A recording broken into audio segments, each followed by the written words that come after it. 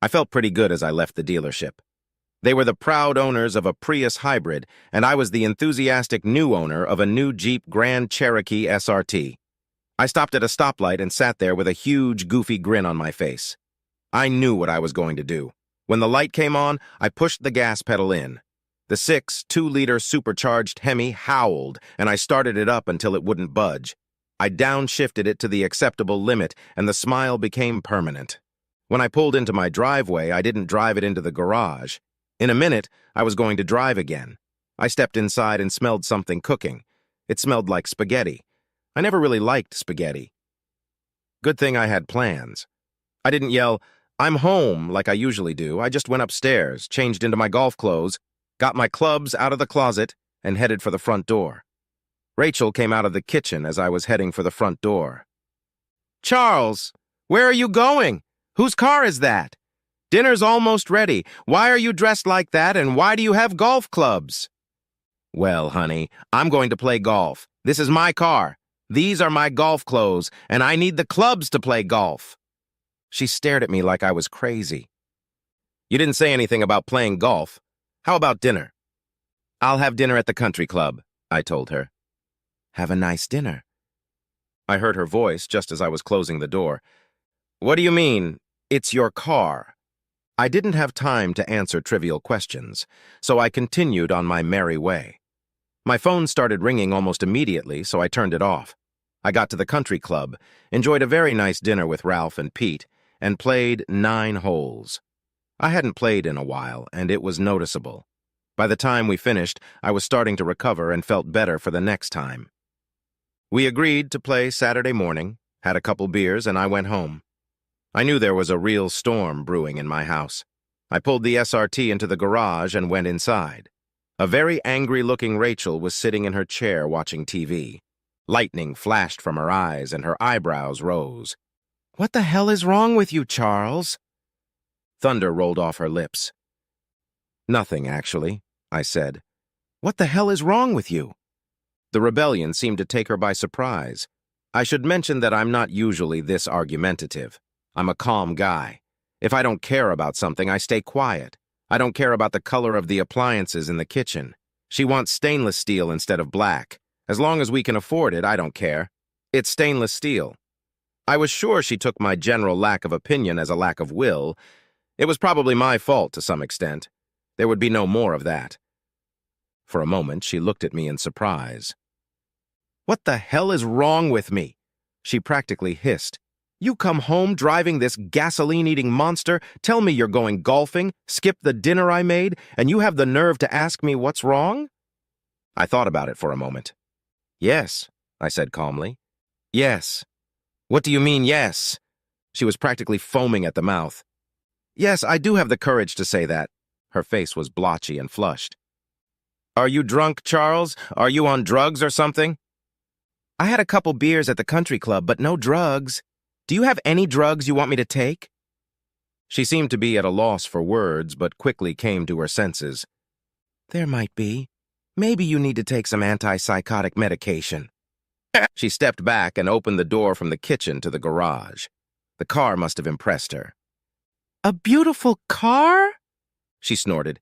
"Are you having some kind of midlife crisis?" I thought about it for a minute. Yeah, what?" she wanted to know. "Yes, I'm having a crisis, and I guess 41 would be considered middle age." "Well, what's the matter?" she asked demandingly. "What is what? That's a pretty vague question." "What crisis?" She seemed very annoyed. "It's a secret." "So, you're having a crisis, and you're keeping it a secret from me?" She seemed unable to believe it. "No," I said. "Stop being an ass," she shouted. "What do you mean, no? I'm not keeping it a secret from you." She splayed her hands. "I'm not going to waste my time. What's that stupid toy doing in our garage, and where's the Prius?" I traded it in for an SRT. I didn't like the Prius. I liked the SRT. "We agreed that the Prius is environmentally friendly and economical," she said. "It's the kind of car that responsible people drive. You need to think about how you'll look shoving this beast into your work parking space. All the executives drive hybrids. How will they feel when they see you driving this dinosaur?" "Envy." "We agreed on the Prius," she said. "No, I never agreed," I said. I just agreed, because that's what you wanted. That's right, she said sternly. Don't you care about my happiness anymore? Tomorrow you'll take it back and you'll get your Prius back. No. She acted like she had no idea what the word no meant. What does no mean? I won't take it back, and I won't take the Prius back. She thought for a moment. A hurt expression appeared on her face. 3 days ago, I would have cared. What's wrong with you, Charles? I've decided I like being called Chuck. From now on, you have to call me Chuck. Her mouth was ajar, and she seemed speechless. I appreciated that. I went upstairs to shower and get ready for bed. When I stepped out into the bedroom, there was a pillow and blanket at the foot of the bed. You're going to sleep in the guest bedroom, she said. You're acting like a cranky child and don't expect me to sleep with you. I thought for a moment and pulled back the blanket. Her eyes popped out of her orbits as I started to sit up. What the hell do you think you're doing? Going to bed. I told you weren't going to sleep here. Yeah, I heard you. There's nothing wrong with my hearing. Don't tell me where I can sleep. This is my half of the bed. The other half belongs to you. I'm not going in your half. It's only fair to tell you that you shouldn't climb on mine either. She rolled defiantly onto my half. I snatched the blanket from her hands and sat on top of her before lying on top of her. She tried desperately to push me off. I weighed 210 pounds. She weighed 120 pounds. She failed miserably. Get off me, you idiot! She tried to slap me, but I caught her arm. That's my side, I told her. Your side is over there. You're not welcome on my side. I lifted up a little and she rolled over onto her side. Then she started to cry. What's wrong with you, Charles? She sobbed. What's wrong with you? Why are you treating me like this? There is no Charles, I told her. Just Chuck. I told you I like being called Chuck. I thought you liked being called Charles, she cried. No, you were the one who liked calling me Charles, I said. I never liked it. I just went along with it for your sake. Why don't you want to make me feel good? I don't think you respect me. I think the reason you don't is because I've spent all my time trying to make you happy. I'm done. Now I'm going to make myself happy. If you're happy because I'm happy, that's great. If you're not, big fuck. She made a quiet crying sound. What's wrong? Yesterday you were the best husband in the world. The next day you're a son of a bitch to me. It actually took 3 days, not 1 day at all. She was staring at me. She was very much like one of those chicks waiting for their mother to feed them. I don't have any worms for you, I told her. She stared at me as if an alien had invaded my body. Worms? What the hell is wrong with you? Are you sick? The answer to the first question is complicated, I said after a moment's thought. The answer to the second question is yes. She thought for a moment. Are you sick? Yes. What's wrong with you? What kind of sickness makes you trade in your beautiful car for some gasoline-eating monster? How sick are you if you can go golfing and have a beer? It's a heart problem, I told her. She looked embarrassed. Do you have clogged arteries or an irregular heartbeat? What does the way you're acting have to do with a heart condition? It's not really a disease. I had a change in my heart, like a transplant. Are you going to tell me what's going on? I found out 3 days ago that you're a cheater. All that love in my heart died and was replaced by a heart just like yours. Now I care about me and I don't care about you. What did you call me? She demanded. Maybe you should consider getting your hearing checked. Did I stutter? No, you were very clear, she said. I don't know what bug is up your ass, but you'd better deal with it. You just accused your wife of being a cheater and a whore. I don't like to look at it as an accusation. It's more like a statement of fact, I explained. What the hell are you talking about? She was practically screaming. There's no need to yell, I'm right here, I said. I'm talking about your little date at the hotel with Alan and Marcy Baker. Her face went pale. What? How? I don't know what you're talking about. Do you know who the president is? What day is today? She just stared at me. Someone is having an alarming short-term memory loss, probably from a stroke. I pulled out my phone and opened Snapchat. They were saved in chat and on my phone. I wasn't going to tell her where else they were saved. There were pictures, big as life-size. Rachel, between the two of them, was walking through the door of room 177 of the Dorchester Hotel. She was kissing Marcy, and Alan had his hand on her ass. "Where did you get this?" she asked. "McLean sent it to me," I said. "I'm pretty sure he sent them to Lonnie, too. They're pretty pissed off. McLean is our son, and Lonnie is our daughter." She awed.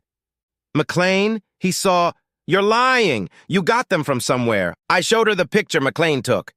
"No, he was there dropping off a customer when he saw you come in. He just wanted to say hello. Imagine his surprise at your little date. I like that word, don't you?" "It wasn't— Oh, God, it's— What are you going to do, Charles?"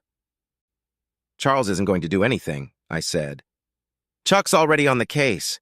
He's already organized fatal accidents for the three of you." She looked at me fearfully for a minute. I guess she thought I wasn't kidding. "Really, what are you going to do?" "Nothing," I said. "I've hired some of my friends to do everything. Alan and Marcy are going to die tomorrow. With you, I'll wait until next Wednesday. My guess is that since Alan and Marcy are going to work tomorrow, their airbags will malfunction. They'll deploy, causing the car to crash. Of course, by then, the airbags will have deflated. Mario is convinced the crash will be fatal. It's well known that these Priuses don't do well in crash tests. That's why I got rid of mine." She stared at me with her mouth open for a minute. It wasn't a very attractive look. She gathered all her composure as best she could after that ominous revelation. Oddly enough, she seemed indifferent to the probable demise of her sex buddies. Just selfish, I thought. "What about us?" She managed to get out. "Oh, good, we're gone now. Of course I'm divorcing you. You're due at work tomorrow. Do you think the company will mind? 3 of their employees were on a date? God, I love that word. A date leading up to a divorce and serving papers at work could create some awkwardness there. I doubt Colton Fisk will like the drama, since he's a big man in the church and all. I wonder if Alan and Marcy will be allowed to have the funeral in the church." This caused Rachel to let out a strange, distorted squeal, sounding as intimidating as some peacocks at the zoo. I turned off my light. "Good night, Rachel," I said. "I wonder if I'll get both halves of the bed in the divorce." She threw herself on my half of the bed and clung to my back like a leech. "I don't want a divorce, Charles," she sobbed into my back. I didn't answer. "Charles," she pulled me tighter against her. "Charles, I don't want a divorce." Silence. She looked over my shoulder. "Charles?" I looked at her. "There is no Charles," I told her, "and you're on my side of the bed." Then God damn it, Chuck, then. "Chuck, I don't want a divorce." I rolled over to her. I didn't want a cheating whore as a wife either, but I got her even though I didn't want her. Funny how that works, huh? She didn't seem to have the same curiosity as me. Chuck, I'm so sorry," she said. "It was just something I wanted to try. I was curious what it would be like to be with another woman." "Me too," I said. Wow. Are we so much alike? I was also under the impression that Alan was a man. Does anyone else know that he's not cisgender? "Don't be ridiculous," she said. "It was a threesome, but I didn't have sex with him, only with Marcy." "Did he sit in the chair and watch?" "Not a cisgendered voyeur. Pervert." "He was doing Marcy while she was doing me," she admitted. "Do you realize how ridiculous this conversation is? What possible fancy could have made you think in your wildest dreams that this was helping your cause?" She hesitated for a moment, but couldn't seem to come up with anything plausible. I was going to give you the same thing," she finally squeezed out. "The same thing? What does that mean?" I asked. "A threesome with me and Marcy," she said. "You just told me you're interested in being with another woman." "Marcy is not one of the women I'm interested in," I said. "I was thinking about the one who hasn't slept with half the men in town." "Who were you thinking about? What the hell? Chuck was on fire. I might as well have been playing with her mind." "Well, Lily was always at the top of my fantasy list," I admitted. "My sister?" she squealed. "You asked me that," I reminded her. Lily was sexy as hell. Rachel was a walking wet dream. Lily was all of those things, but more. Blonde hair, brown eyes, a few freckles on the cutest little nose imaginable, and that body. She had the most beautiful shape. It was the kind of shape that just looking at it made your tongue grow hard, not to mention other parts of your body. Her breasts were large, round, and firm, and she had the most delightful ass on the planet. She exuded sensuality from every pore and made men do stupid things when she was around. She was 5 years younger than Rachel and me, had been briefly married when she was in her late 30s to an up-and-coming NFL player, but dumped the bum when he washed out, started drinking, and couldn't keep a job. When Rachel and I were dating, we were in college and Lily was in high school and she had a crush on me. It was funny and I loved the hell out of her, but I never took action. Yes, I felt the lust, but I wouldn't do anything even if I had the opportunity. I wondered if Rachel would really go for it, and more importantly, if Lily would. It didn't matter. Rachel was leaving me anyway, but this was a very good opportunity to drive her away. I could see the wheels turning in Rachel's head. "I'm not going to have a threesome with my sister," she finally said. I shrugged and turned to go back to sleep. The divorce had gone as smoothly as it could possibly go. Rachel fought it as hard as she could, but divorces can't be dragged out like they used to be. Most people know what happens in a divorce, and it wasn't fun, but Chuck enjoyed life. How do you leave your beloved? Just take out the trash. Sometimes the trash objects to being taken out, but hey, it happens. I never got to have that threesome with Lily. I'm quite content to be paired up, though. The lush body of this cutie, being the little spoon next to me, doesn't even allow me to dream of a threesome.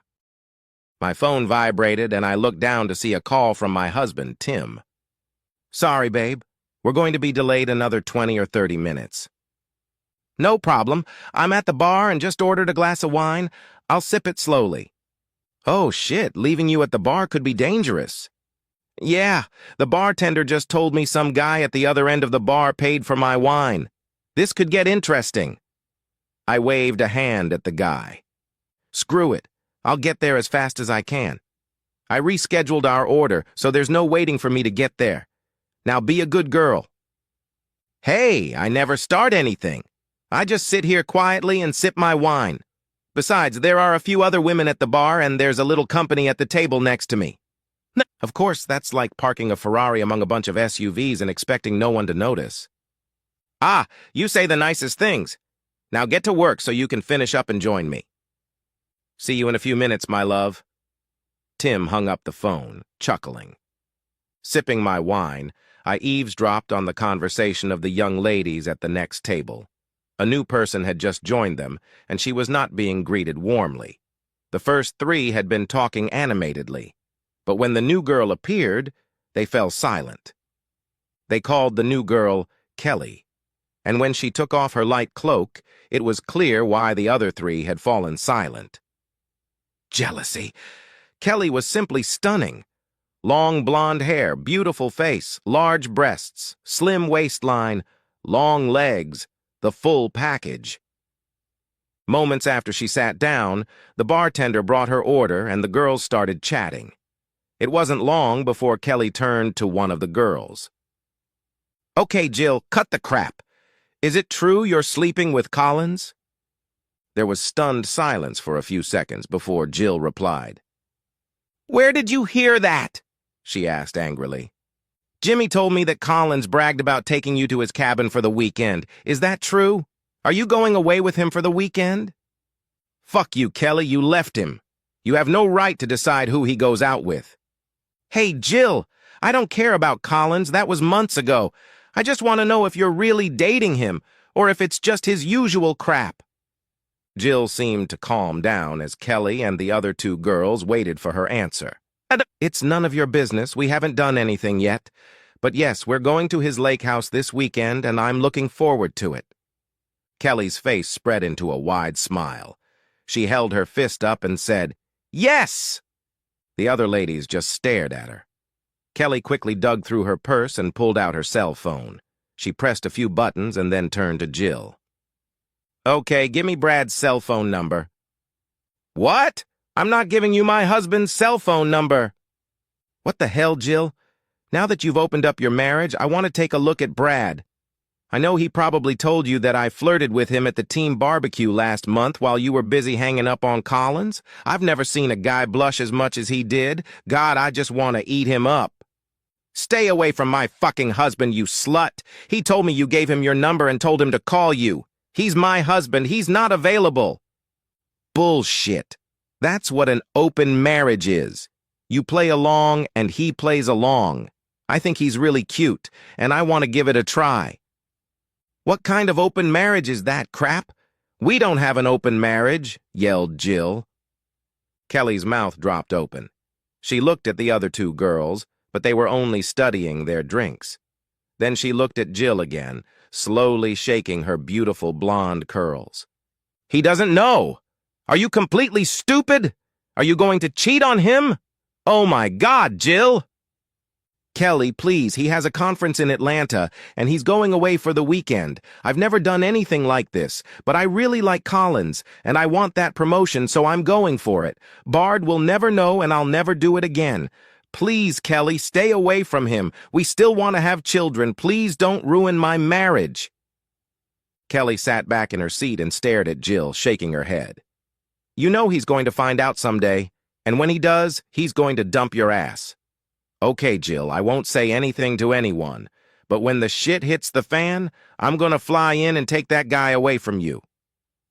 Jill exhaled noisily. Thanks, Kelly, he'll never know. Kelly stood up and pulled her coat on. Yeah, just keep telling yourself that.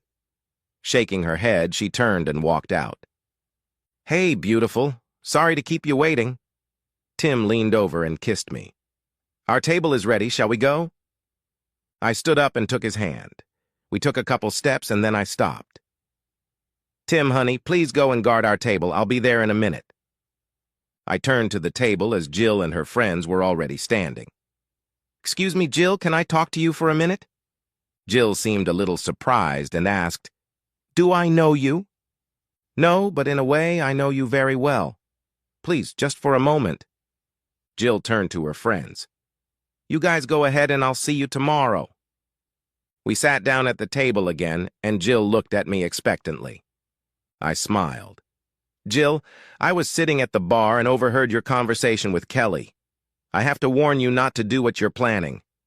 Jill flinched, but I held up my hand and continued. I did exactly what you're planning to do, and I regret it every day. So you cheated and got caught? Well, too bad. But I'm not getting caught. No, I did not get caught. I had an affair, I got promoted, and my husband never found out. So what's the problem? The problem is guilt. Your Brad is just like my husband. Sweet, kind, considerate, hardworking. He's the best man I've ever known. And a damn good father to our children. Yes, that sounds like my Brad. I love him dearly. But this weekend is so exciting for me. It's my last chance to do something naughty, and then I'll settle down and be a good wife and mother to our kids. That's assuming this Collins guy agrees to once and for all. What if he wants more? That's what happened to my boyfriend. I had to do office sex favors for him for a year until he got promoted and transferred. Oh, shit. I didn't think of that. But he dates a lot of girls, so he'll just move on. Trust me. Men like him don't walk away from a guaranteed, no-obligation blowjob on demand. Toward the end, I hated him, but I had no choice. I felt nauseous after every act, and then had to go home and pretend everything was fine. Many nights the guilt was so intense that I cried myself to sleep. That was 15 years ago. I still feel guilty and live in constant fear that somehow, some way the truth will come out. I looked at Jill and tears flowed from my eyes. Shit. I never thought of that. Shit. What was I thinking? I touched her arm. Jill, that's if you don't get caught. If he finds out, it's over. You'll lose him and the family you want because there's always Kelly looking for a good man. Jill jumped up and I rose to meet her. She hugged me tightly and kissed my cheek. With tears in her eyes, she held me at arm's length. Thank you so much! You saved me from myself, and I don't even know your name! I smiled at her. I need to go powder my nose and then find my husband. Good luck, Jill. Standing in the bathroom that evening and removing my makeup, I couldn't help but think about how lucky I was. Lucky because 15 years ago a coworker overheard me bragging about my planned affair. She sat me down and told me the story I told Jill. She saved me from my own selfishness, and I will never forget her. I send her a thank you card every year on the anniversary of that fateful day. I have no way of knowing if Jill remained faithful to Brad, but I'd like to believe she did. As for me, I knew I had overstepped too many boundaries and almost ruined things, but I never cheated on Tim physically. Have I ever been tempted to? No! Although I get hit on by a lot of guys, some of whom are supposed to be Tim's friends, they all get rejected. I will never allow myself to be the selfish, stupid slut I almost became 15 years ago. I work hard every day to be the kind of wife and mother that Tim can be proud of. I plan to be married to this wonderful man until the day I die, so my work is not done yet.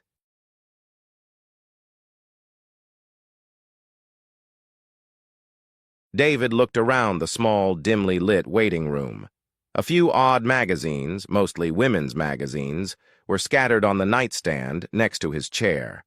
A speaker mounted on a shelf above his head was quietly playing classical music.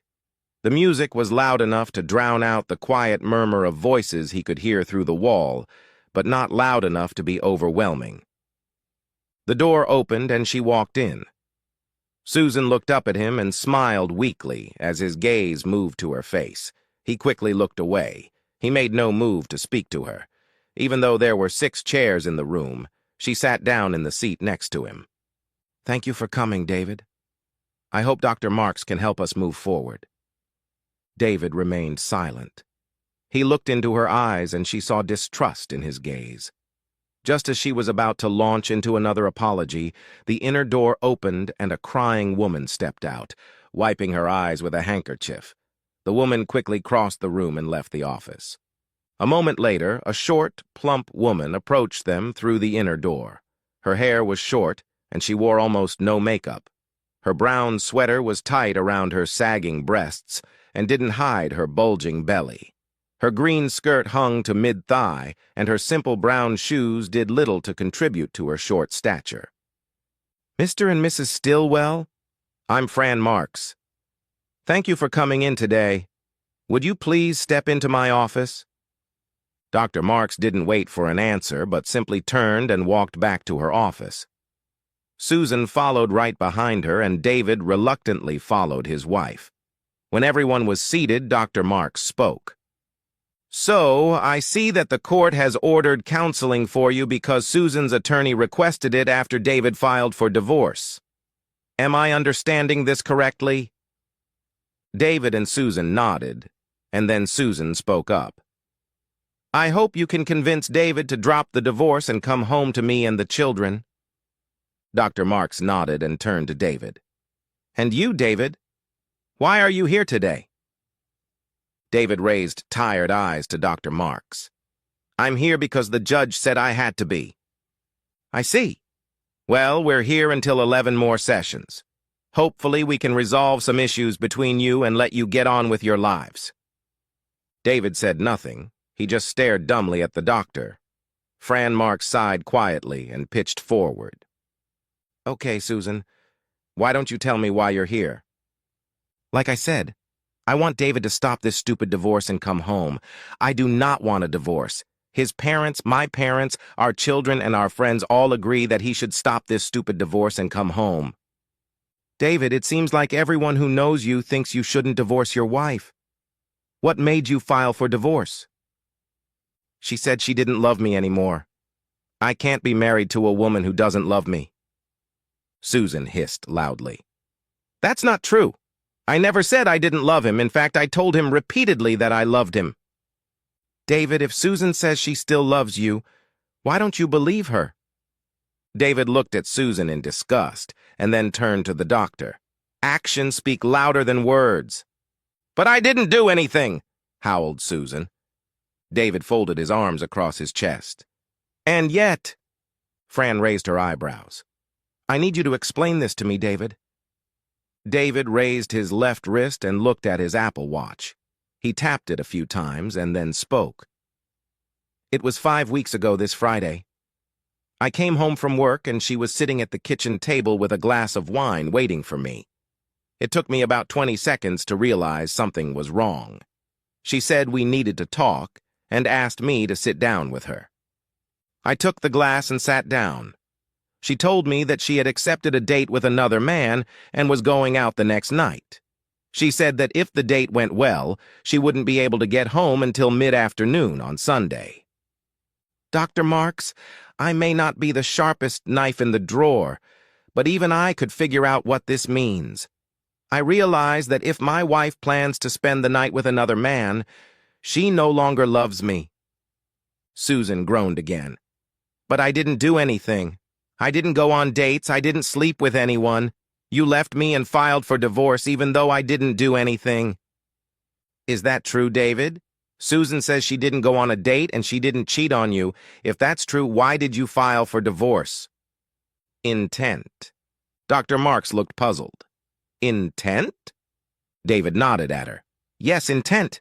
She intended to see the other guy and expected me to authorize it. After I packed up and left, she claimed she canceled the date and spent the entire weekend trying to find me. Do you have reason to believe that's not true? Not really, but it doesn't matter. She fully intends to sleep with some guy, presumably because I'm no longer enough for her. I didn't say that, screamed Susan. You didn't need to put it in words. Your intentions screamed it in my humiliated face. Dr. Marks tried to regain control of the situation. David, I understand why you were upset by what Susan suggested, but she didn't do it. When she saw that you disapproved of the idea, she dropped it. Of course, she deserves credit for that. David shook his head. That's like saying I deserve credit for not robbing the bank next door. He paused, but it was obvious the doctor was still confused. If I planned the robbery, chose a getaway car, bought a mask, wrote a note for the teller, and handed it to her, that shows my intent to rob the bank. Then, after reading the note, the teller simply says, "No," and I run away. I am still guilty of attempted bank robbery. Dr. Marks leaned back in her chair. She turned to Susan and then back to David. She shook her head slowly. I've been doing this for 17 years and have heard similar arguments many times. Until today, each time I've tried to defend a spouse who backed away from their plans to cheat because in the end they stayed true to the marriage. Now I have a hard time finding flaws in your reasoning, David. I'm not a lawyer, but I do know that intent to rob a bank is a felony, even if you didn't succeed in getting the money. David nodded to Dr. Marks, satisfied that she now understood the reason he had filed for divorce. What's going on? Asked a worried Susan. What does robbing a bank have to do with it? Fran raised her hand to David. Please explain it to her. Susan, you have taken the time to get to know your new friend. You may have had lunch together a few times, maybe more. You developed an interest in him that developed into a sexual interest. This interest prompted you to agree to go on a date with him. When you agreed to the date, you were well aware of his intentions. You were so sure of his intentions that you felt it necessary to inform me of your date and the fact that it might require an overnight stay. In doing so, you also confirmed your intention to follow his plans. In other words, you confirmed your intention to sleep with another man. The fact that you canceled the date after my objections did not change your intentions. I believe that if you loved me the way I love you, you would never have agreed to a date with another man. But you agreed to this date, which means you can't love me the way I love you. I'm sorry, Susan, but I can't be married to someone who doesn't love me enough to avoid men with those intentions. Susan lowered her head and sobbed. Dr. Marks stood up as David rose from his seat. She held out her hand. Thank you for coming today. I will let the judge know that there is no need for additional classes for you. She turned to look at Susan. However, I think I will spend some more time with her.